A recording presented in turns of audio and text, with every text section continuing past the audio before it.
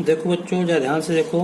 ये संख्या है 0, 1, 2, 3, 4, 5 और आगे तक।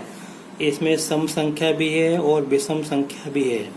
इसमें अगर इन सभी में मैं 2 का गुणा करूंगा तो मुझे क्या मिलेगी? सम संख्या मिलेंगी। अब ना, जैसे 2 का गुणा करूंगा तो इसमें इन सब में 2 का गुणा करूंगा तो क्या मिलेगा? 0 मिलेगा, 2 मिलेगा, 2 दूनी 4, 2 तिया 6, 2 चौका 8, 2 पंजे 10 और आगे तक। तो मुझे सम संख्याएं मिलेंगी।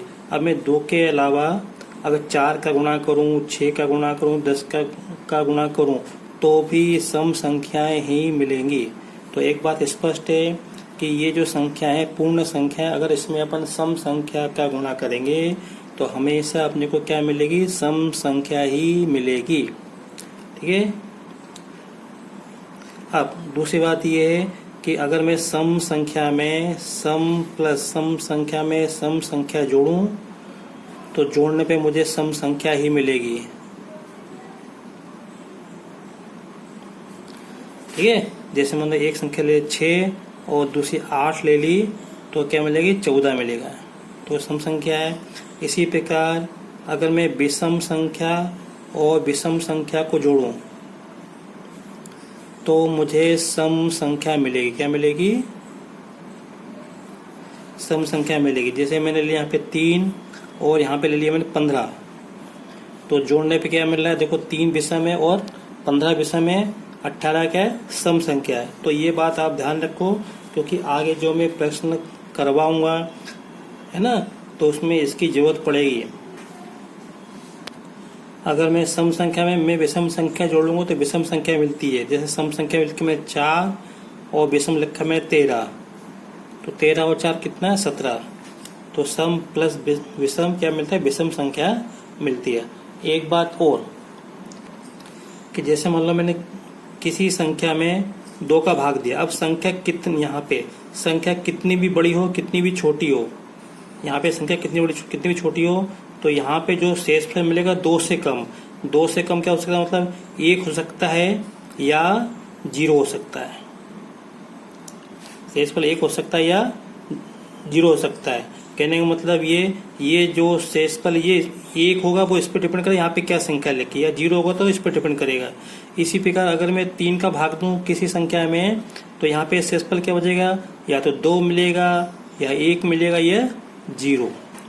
ठीक है। इसी प्रकार अगर मैं 6 का भाग किसी संख्या में दूं, 6 का भाग, तो जो शेषफल मिलेगा या तो 5 मिलेगा या 4 या 3 या 2 या 1 या 0 मिलेगा। मतलब ये जो शेषफल है वो या तो 0 के बराबर होगा या 6 से छोटा। ये प्रश्न है उदाहरण 2, पेज नंबर 7। दर्शाओ कि प्रत्येक धनात्मक सम पूर्णांक 2q रूप का होता है तथा प्रत्येक धनात्मक विषम पूर्णांक 2q + 1 रूप का होता है। अब देखो, ध्यान से देखो कि आपका ध्यान इधर होना चाहिए।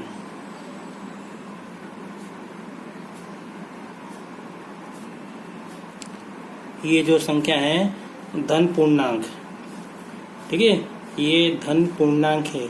इसमें जब हम 2 का भाग देंगे तो शेषफल या तो 0 मिलेगा या 1 मिलेगा। अभी बताया था मैंने क्या, इसमें ये सब धन पूर्णांक हैं। इसमें जब हम 2 का भाग देंगे तो शेषफल हमको या तो 0 मिलेगा या 1 मिलेगा।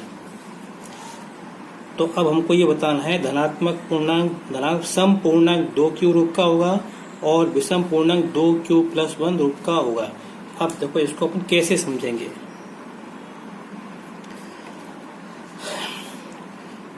हम एक कोई भी संख्या लेंगे, उसमें 2 का भाग देंगे। वो संख्या मान लो a है, हम a में 2 का भाग देंगे।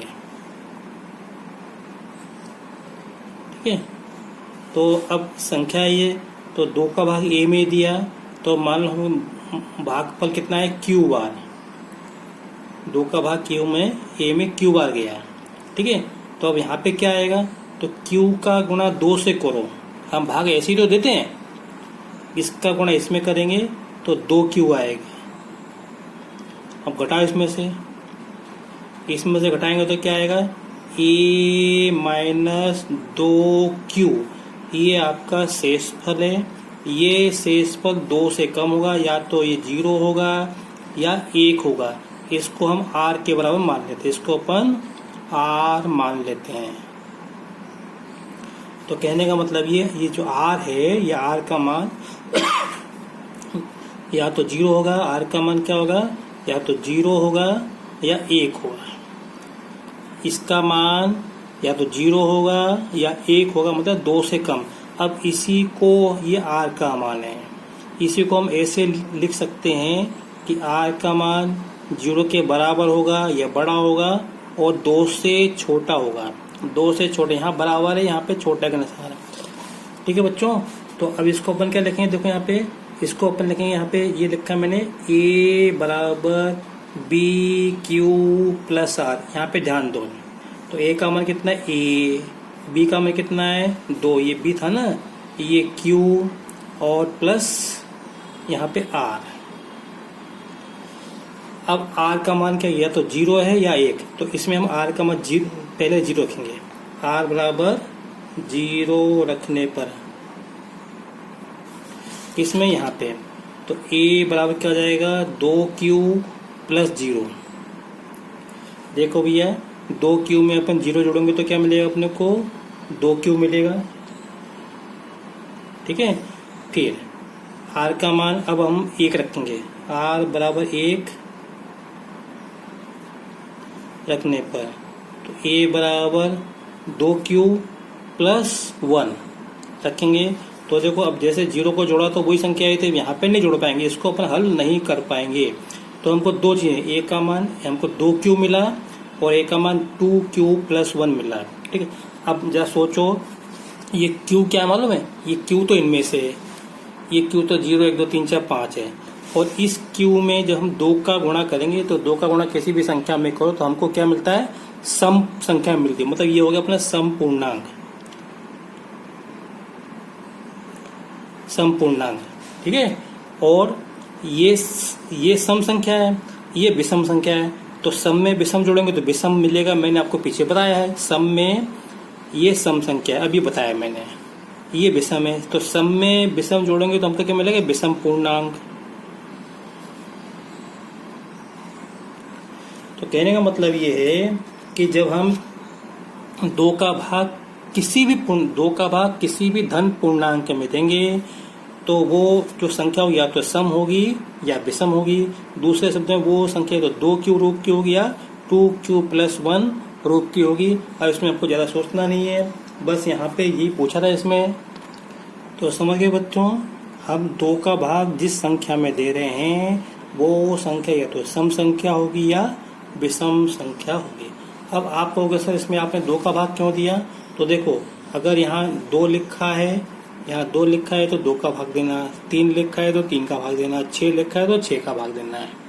ठीक है, बस इसमें इतना ही करना था हमको।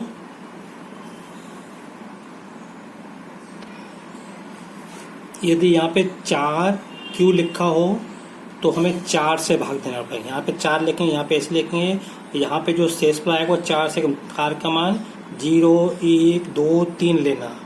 अगर यहाँ 6q लिखा हो तो 6 का भाग देना, और यहाँ पे r का मान 0 1 2 3 4 5 6 लिखेंगे। देखो, मैं एक सवाल आपको और करवाता हूँ अभी। ये प्रश्न है, दर्शाओ कि कोई भी धनात्मक विषम पूर्णांक 6q प्लस 1, 6q प्लस 3 या 6q प्लस 5 रूप का होता है जहाँ q कोई पूर्णांक है।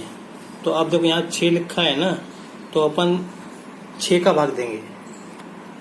माना a कोई धन पूर्णांक है और b बराबर 6। ठीक है, तो अब 6 का भाग a में देना अपने को, 6 का भाग a में देंगे। तो वही तरीका है, 6 का भाग a में देंगे तो इसका मान तो मालूम नहीं है, तो यहाँ पे जो भागफल होगा उसको फिर संकेत के रूप में लेंगे। तो वो संकेत क्या लिया, q, तो 6 का भाग a में q बार गया। अब q का गुणा 6 में करो तो 6q लिखेंगे, इसमें से 6q घटाएंगे तो क्या मिलेगा, a माइनस 6q। ये शेषफल आया घटाने पर। ये शेषफल जो है 6 से कम होगा, इसका मान या तो 0 होगा या 1 होगा या 2 होगा या 3 होगा, 4 होगा या 5 होगा।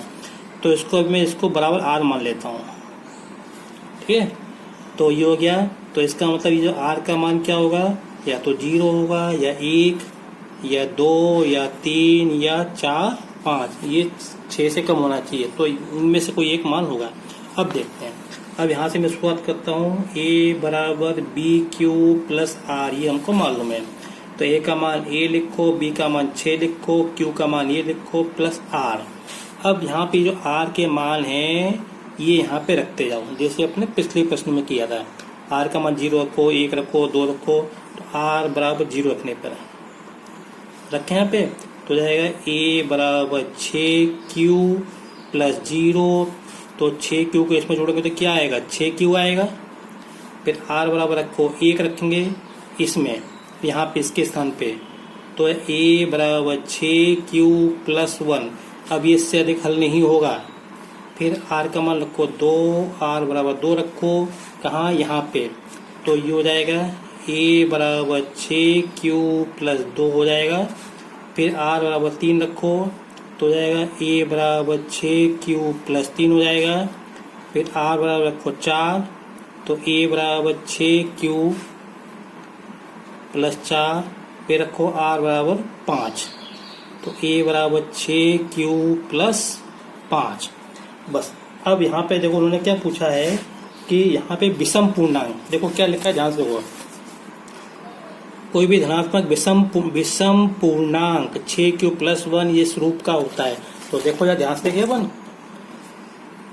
ये देखो ये q का मान क्या है, मालूम है? q मतलब क्या, 0 1 2 3 4 5 6 7 8 9 10, और 6 क्या है, सम। तो 6 का गुणा अपन उसमें करेंगे तो क्या आएगा, हमेशा सम संख्या मिलेगी। तो ये तो सम पूर्णांक है, ये तो सम पूर्णांक है, ये सम है, ये विषम है। तो सम को विषम में जोड़ेंगे तो अपने को क्या मिलेगा, विषम पूर्णांक मिलेगा, विषम पूर्णांक। ये सम पूर्णांक है, क्यों है, क्योंकि सम में सम जोड़ेंगे तो सम मिलेगा। ये विषम पूर्णांक है, सम में विषम जोड़ेंगे तो विषम पूर्णांक है।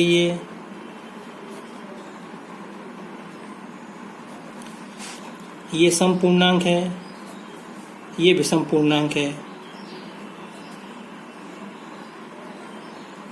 ठीक है, तो कहने का मतलब ये जो हमने संख्या मानी थी a, ये a अगर सम होगा तो 6q प्लस 2 और 6q प्लस 4 का रूप का होगा। अगर ये विषम होगा, अगर ये संख्या विषम होगी तो ये 6q प्लस 1, 6q प्लस 3 या 6q प्लस 5 रूप का होगा। तो बस अब यहाँ पे लिख दो। ये तो पूछा था सवाल में कि जो संख्या होगी 6q प्लस 1, विषम संख्या 6q प्लस 1, 6q प्लस 3 और 6q प्लस 5 रूप की होती। तो लिख दो, अतः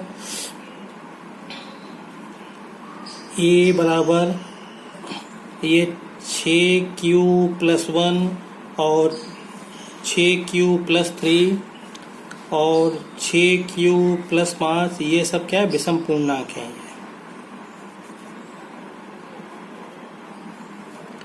तो ये आपको इस तरह से करके बताना पड़ेगा। r का मान रखते जाना है यहाँ पे 0 3 4 5। ठीक है, बस इस वीडियो में इतना ही। अगर आपको मेरा वीडियो पसंद आया हो तो इसे लाइक जरूर करें और शेयर करें और सब्सक्राइब करें। Thank you. इस प्रश्न को आप अपनी फेयर कॉपी में जरूर नोट कर लें।